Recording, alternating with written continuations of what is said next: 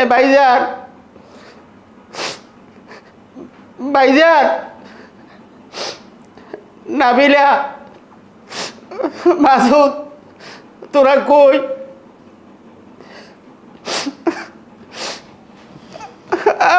আমার সব পুরো হয়ে গেছে। কি তুমি কাজ আছো কেন? কি হয়েছে ভাই? কি ব্যাপার? কোনো সমস্যা হয়েছে? মানে কেউ মারা গেছে? আমার সব পুরো হয়ে গেছে। আরে দুলা ভাই, কান্নাটা থামা। কি হয়েছে সেটা আমাদেরকে বলেন। আপনি যেভাবে আমাদেরকে ডাকতেছেন আর যেভাবে কান্না করতেছেন, আমরা তো মনে হচ্ছে এই বাড়িতে মনে হয় কেউ মারা গেছে। আমার সর্বনাশ হয়ে গেছে। দেখি সর্বনাশটা কি হয়েছে? কে মারা গেছে? কত বড় সর্বনাশ হয়েছে? নাকি তোমার সর্বনাশ করে অন্য কেউ চলে গেছে? নাকি তুমি কারো সর্বনাশ করে তুমি এখানে চলে যাও? সেটা একটু খোলাসা করে বলো আমাদেরকে।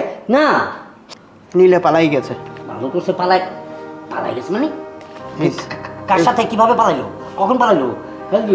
এই চিঠি নেন।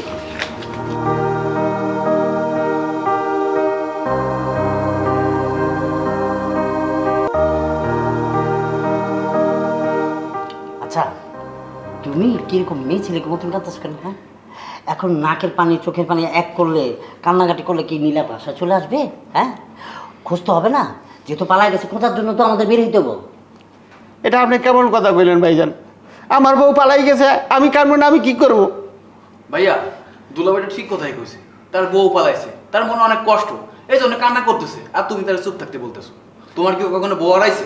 ও, তোমার বউ হারাবে কিভাবে? তুমি তো বিয়েই করো না, তোমার তো বউই নাই।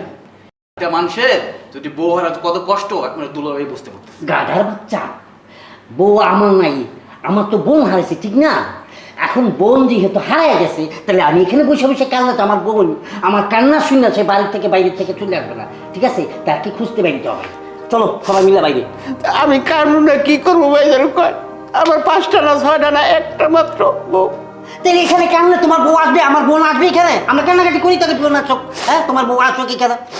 বরঞ্চ আমরা সবাই মিলে এখন কান্নাকাটি না কইরা খুঁজতে বাইরে। চলো, বেশি তোর মতো যাই। আসেন তো, আসেন। তো বাচ্চা মাই পাইছি আমার।